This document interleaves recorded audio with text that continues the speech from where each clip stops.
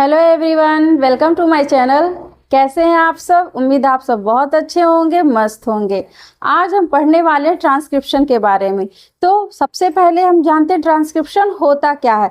तो आप जानते हैं ट्रांसक्रिप्शन क्या है? डीएनए से आरएनए बनना, उसी प्रोसेस को बोलते हैं ट्रांसक्रिप्शन। तो चलिए सबसे पहले हम इसका डेफिनेशन देखते हैं, ट्रांसक्रिप्शन किसको कहते हैं। तो अगर देखें परिभाषा के अनुसार, अगर आप देखेंगे तो क्या है कि transcription is the process in which the DNA sequences of a gene is copied into messenger RNA, मतलब mRNA, with the help of RNA polymerase. मतलब लिप्यांतरण क्या है?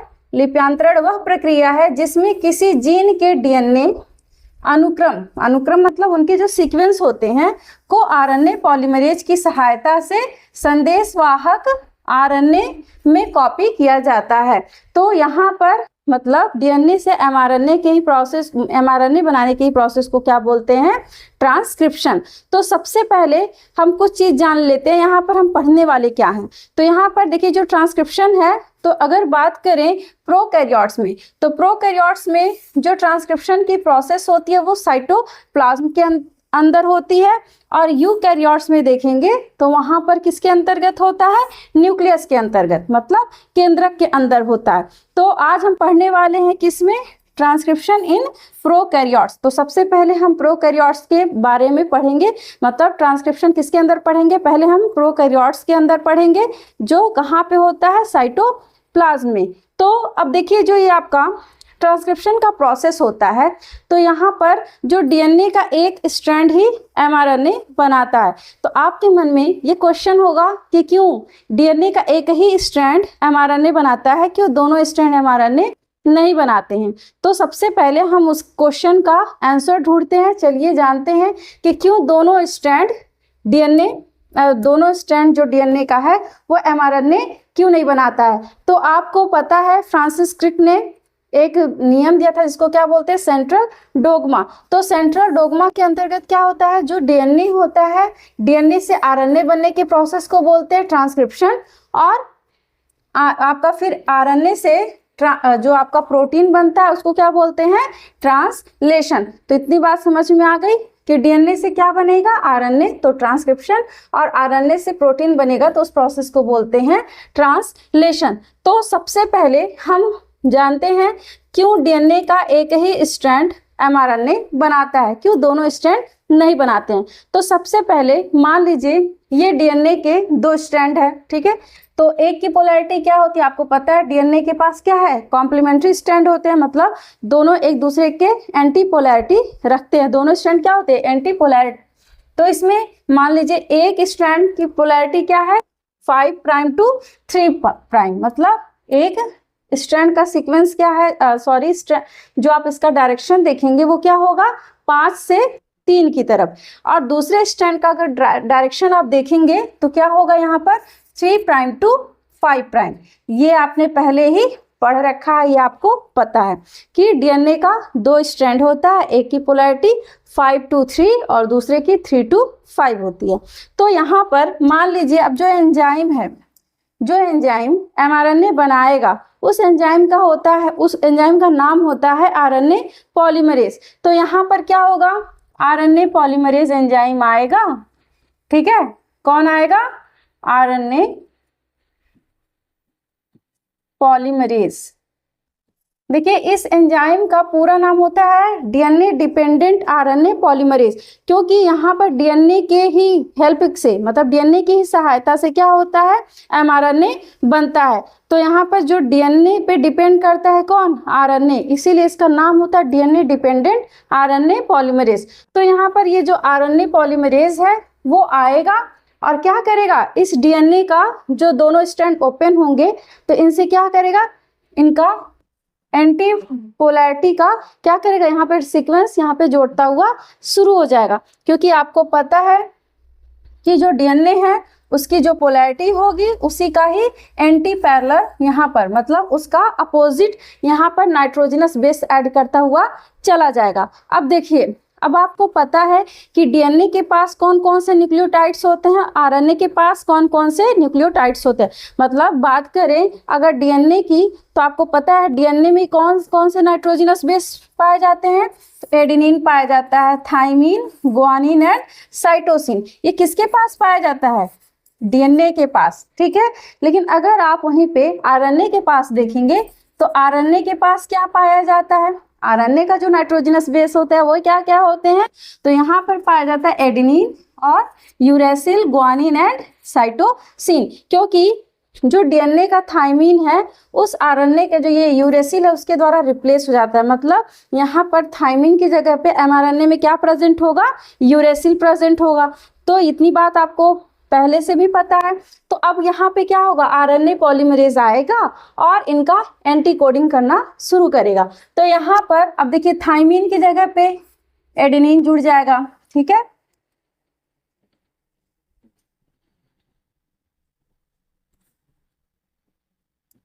थाइमिन की जगह पे क्या जुड़ेगा? एडेनिन।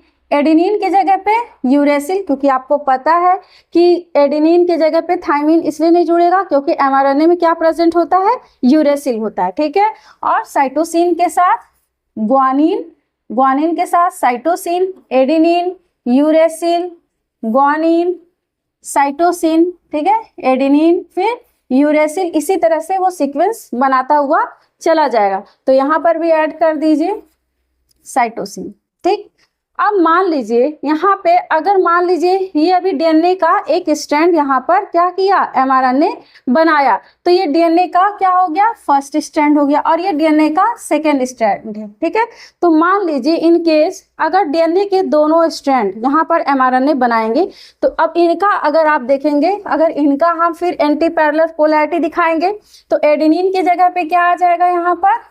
यहाँ पर होगा आपका यूरेसिल, ठीक है। और फिर उसके बाद आप यहाँ पर देखिए थाइमिन है तो थाइमिन की जगह पे क्या होगा? एडेनिन होगा। ग्वानिन की जगह साइटोसिन, साइटोसिन की जगह ग्वानिन, एडेनिन की जगह यूरेसिल,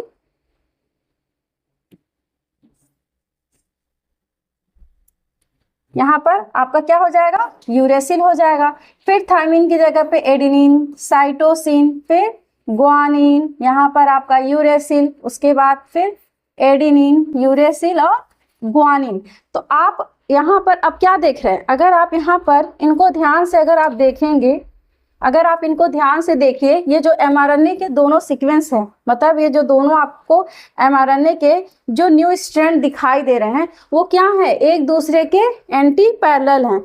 देखिए आपस में यहाँ पे एडेनिन से अगर एडेनिन का एंटी कोडान देखेंगे तो क्या है? यूरेसिल है, यूरेसिल का एडेनिन, ग्वानिन का साइटोसिन। तो इस तरह से क्या हुआ? डीएनए के मान लीजिए एमआरएनए के दोनों स्ट्रैंड बन गए।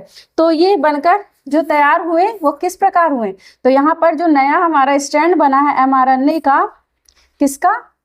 एमआरएनए का, वो कुछ किस तरह बना है? कुछ इस प्रकार, adenine, uracil, guanine, cytosine, adenine, uracil, guanine, इसी तरह से। फिर यहाँ पर नीचे uracil, adenine, cytosine, guanine, uracil, adenine और आपका साइटोसिन। तो अब ये क्या हो गया? ये एमआरएनए का मान लीजिए ये फर्स्ट स्ट्रैंड है और ये एमआरएनए का सेकेंड स्ट्रैंड है, ठीक है।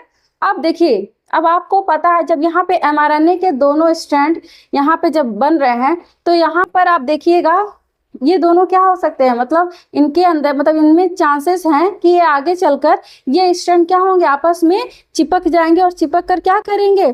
ये डबल, मतलब एक तरह से डबल स्ट्रैंड आप एमआरएनए बना लेंगे। तो देखिए अब कभी भी डबल स्ट्रैंडेड जो एमआरएनए होते हैं वो कभी भी प्रोटीन को कोड नहीं करते हैं। मतलब अगर मान लीजिए ये दोनों स्ट्रैंड आपस में चिपक गए, क्योंकि एंटी पैरेलल हैं तो एक दूसरे से ज़रूर चिपकेंगे। तो मान लीजिए ये चिपक गए तो क्या होगा? अब ये प्रोटीन बनाएंगे ही नहीं। तो अब आप बताइए, जब प्रोटीन बनाएंगे ही नहीं तो हमको एमआरएनए बनाने का क्या फ़ायदा? तो इसीलिए यहाँ पर आपको पता है कि अभी मैंने आपको सेंट्रल डोग्मा बताया। तो central dogma of molecular biology के अकॉर्डिंग क्या है कि हमेशा डीएनए से क्या बनेगा? आपका एमआरएनए। तो जब एमआरएनए बनेगा तो प्रोटीन जरूर बनाएगा, और जब प्रोटीन बनाएगा ही नहीं तो सेंट्रल डोग्मा क्या हो जाएगी? अधूरी रह जाएगी। तो इसलिए यहाँ पर फर्स्ट केस में यही होता है कि यहाँ पर डीएनए के दोनों स्ट्रैंड कभी भी एमआरएनए नहीं बनाते हैं। फिर एक दूसरा रीजन देखते हैं कि मान लीजिए ये एमआरएनए के दोनों स्ट्रैंड आपस में नहीं चिपके।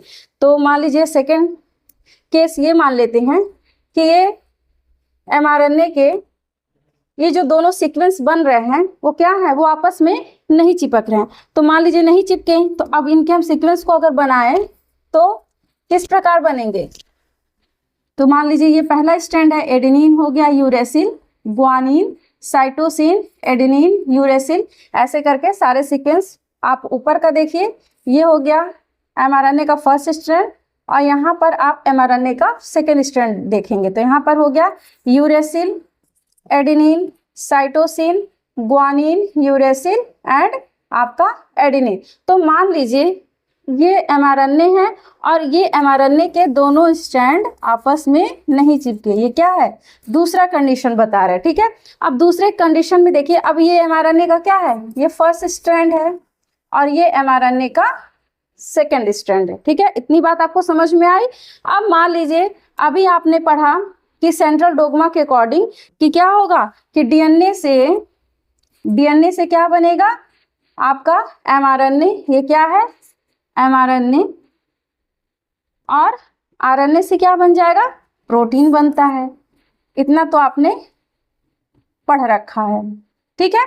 अब देखिए, अब यहाँ पर क्या है, जो डीएनए का मान लीजिए दोनों स्ट्रैंड एमआरएनए, दो स्ट्रैंड का एमआरएनए बनाया, तो यहाँ पर जो एक स्ट्रैंड है वो एक प्रकार का प्रोटीन बनाएगा। मतलब यहाँ पर जो प्रोटीन, एक प्रोटीन आपका बनेगा वो फर्स्ट टाइप का बनेगा, और ये जो दूसरा स्ट्रैंड इसका प्रोटीन बनाएगा वो किस प्रकार का होगा, वो सेकेंड टाइप का होगा, ठीक है। वो किस प्रकार का होगा, सेकेंड टाइप का। और आपको पता है, अगर बात करें मॉलिक्यूलर इंफॉर्मेशन ट्रांसफर मशीनरी के अकॉर्डिंग देखेंगे तो क्या होगा, वहां पर हमेशा एक प्रकार का डीएनए मॉलिक्यूल सिर्फ एक ही प्रकार का प्रोटीन बनाता है। तो यहाँ पर भले ये डीएनए के दो स्ट्रैंड हैं लेकिन है तो एक ही मॉलिक्यूल। ये डीएनए के क्या हैं, एक मॉलिक्यूल है, एक ही वन टाइप के मॉलिक्यूल है। तो जब ये वन ही टाइप के मॉलिक्यूल हैं तो इनसे जो प्रोटीन भी बनेगा वो भी क्या होगा, एक ही टाइप का प्रोटीन बनाएगा। लेकिन अगर दोनों स्ट्रैंड बनाएंगे तो यहाँ पे प्रोटीन भी टू टाइप्स का बनेगा, जो जेनेटिक इंफॉर्मेशन ट्रांसफर मशीनरी को क्या कर रही है, गलत कर रही है, मतलब उसको गलत साबित कर रही है। तो जो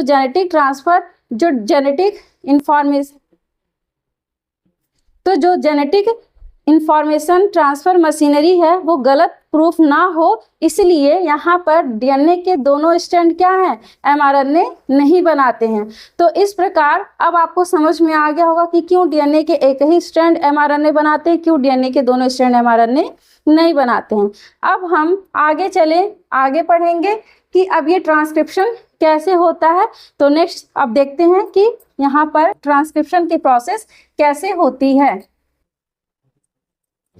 तो ट्रांसक्रिप्शन के प्रोसेस में सबसे पहले हम जानेंगे कि जो ट्रांसक्रिप्शन के लिए जो एंजाइम हम लोग यूज करते हैं, कौन सा एंजाइम होगा आपका, यहाँ पर उस एंजाइम का नाम है डीएनए डिपेंडेंट आरएनए पॉलीमरेज। मतलब यहाँ पर क्या है, ये जो आरएनए पॉलीमरेज है, तो यहाँ पर देखिए ये डीएनए से आरएनए बनाता है, ठीक है। तो ये किस पे डिपेंड कर रहा है, इस डीएनए पे, इसीलिए इस एंजाइम का पूरा नाम क्या होता है, डीएनए डिपेंडेंट आरएनए पॉलीमरेज।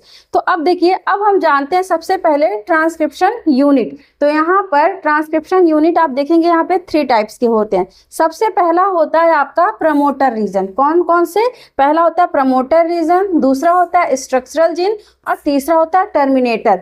तो अगर बात करें प्रमोटर की, तो यहाँ पर आप देखिए ये है क्या, प्रमोटर रीजन। इसका काम होता है, यहाँ पे ही ट्रांसक्रिप्शन क्या होते हैं, स्टार्ट होते हैं। मतलब डीएनए के वो स्ट्रैंड जहाँ पर ट्रांसक्रिप्शन की प्रोसेस स्टार्ट होने वाली है, उस रीजन को बोलते हैं प्रमोटर रीजन। मतलब ये क्या करेगा, ट्रांसक्रिप्शन को प्रमोट करेगा।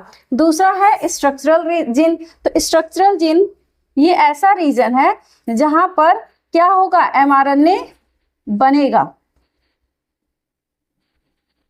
मतलब ये कैसा रीजन है, जहां पर आपका एमआरएनए आकर बनेगा। और लास्ट है आपका टर्मिनेटर रीजन। यहाँ पर क्या होगा, ट्रांसक्रिप्शन की प्रोसेस स्टॉप हो जाती है।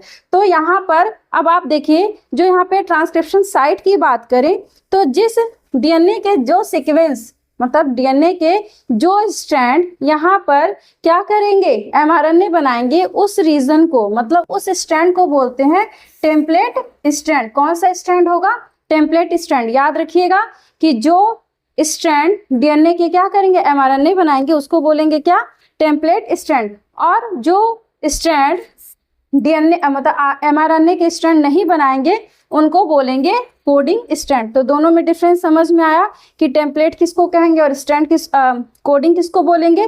तो टेम्पलेट ऐसा स्ट्रैंड डीएनए का जो एमआरएनए बनाएगा, और जो एमआरएनए नहीं बनाएगा उसको बोलेंगे क्या, कोडिंग स्ट्रैंड।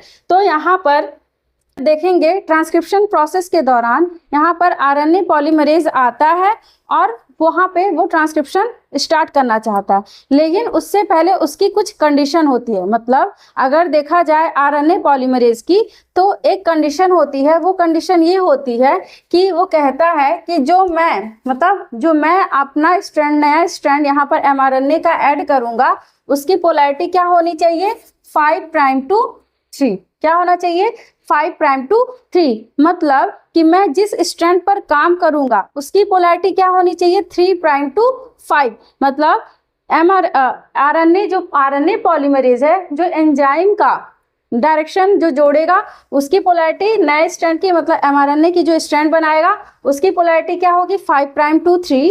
लेकिन जिस डीएनए के स्ट्रैंड पर वो काम करेगा उसकी पोलैरिटी क्या होनी चाहिए, 3 प्राइम टू 5 प्राइम होनी चाहिए। ठीक है, तो अब यहाँ पर आरएनए पॉलीमरेज आता है और ट्रांसक्रिप्शन स्टार्ट करना चाहता है, लेकिन वो ट्रांसक्रिप्शन स्टार्ट तो करना चाहता है पर उसे समझ नहीं आता है कि मैं ट्रांसक्रिप्शन कहाँ से स्टार्ट करूँ, मतलब मैं एमआरएनए का जो नया स्ट्रैंड बनाऊँ वो कहाँ से बनाऊँ। तो इसके लिए आता है एक सिग्मा फैक्टर।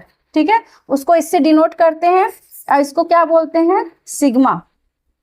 ये क्या है, सिग्मा फैक्टर। अब ये सिग्मा फैक्टर आता है और इस आरएनए पॉलीमरेज को लेकर साथ में चलता है, कहाँ पर, इस प्रमोटर रीजन पर, और कहता है चलो मैं तुम्हें बताता हूँ कि ट्रांसक्रिप्शन कहाँ से स्टार्ट करना है। तो यहाँ पर अब प्रमोटर रीजन में यहाँ पर कौन कौन आ जाएंगे, आपका ये हो गया आरएनए पॉलीमरेज और कौन, सिग्मा फैक्टर। ठीक है, ये दोनों आ जाते हैं। अब यहाँ पर आरएनए पॉलीमरेज को पता चल जाता है कि मुझे ट्रांसक्रिप्शन कैसे करना है, मतलब उसे रास्ता मिल जाता है।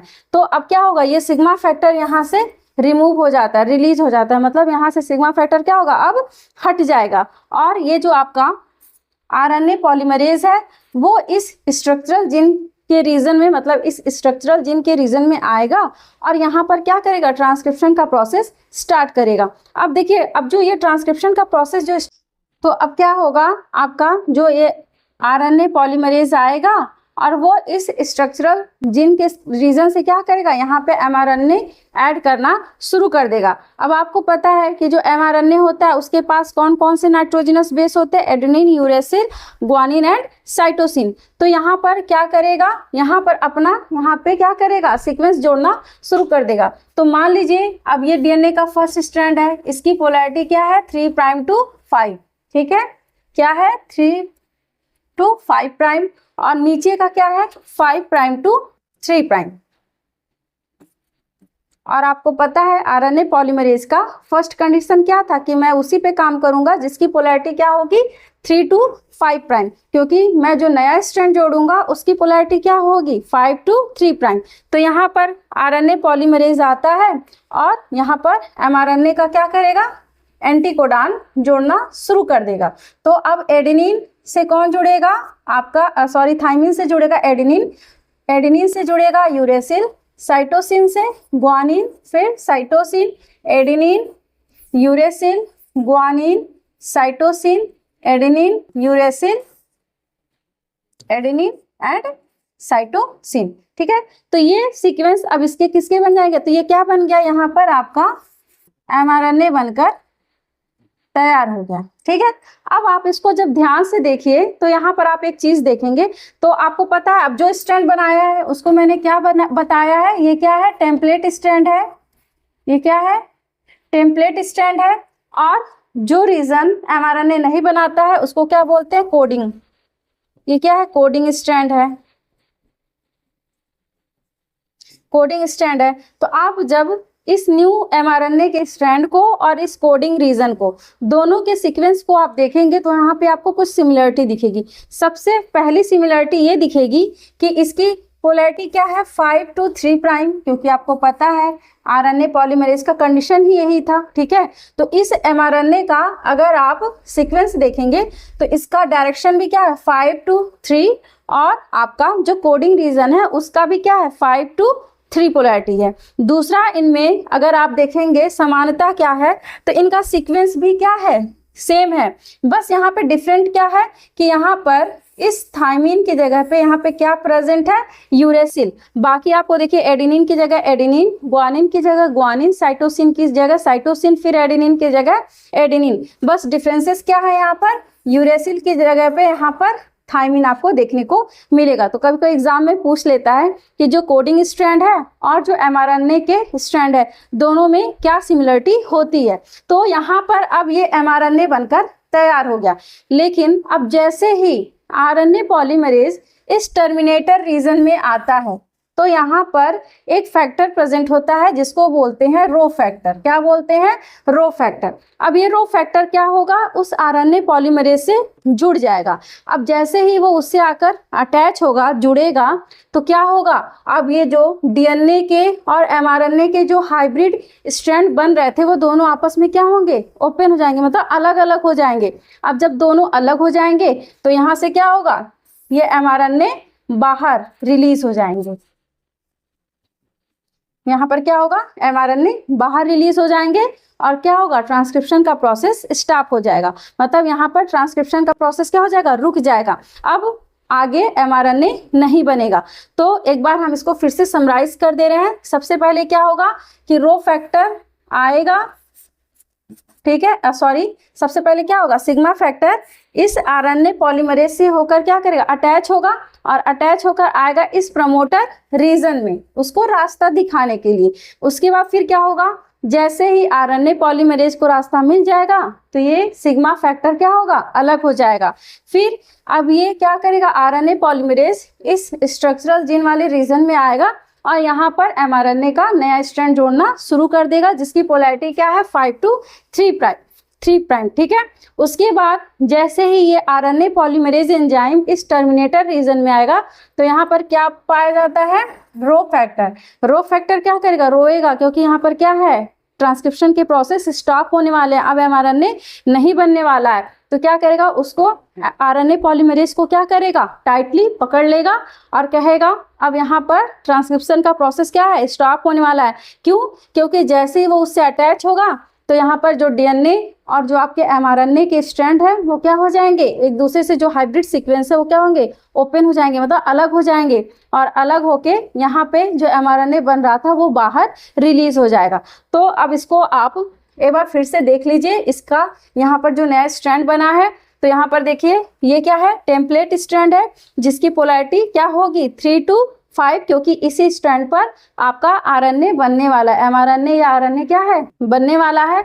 और जिस रीजन पर नहीं बनेगा उसकी पोलैरिटी 5 to 3 होती है और उसको क्या बोलते हैं, कोडिंग स्ट्रैंड बोलते हैं। तो इनका अगर आप थ्योरी देखना चाहें तो अगर आप इनका स्टेप देखेंगे तो ये इनके 3 स्टेप में क्या होते हैं, इनका जो ट्रांसक्रिप्शन का प्रोसेस है वो खत्म होता है। तो सबसे पहले होता है इनिशिएशन, जिसको बोलते हैं आरंभन। क्या बोलते हैं, आरंभन। तो यहाँ पे क्या होगा, RNA polymerase bind to the promoter region of DNA and unwind the DNA strand.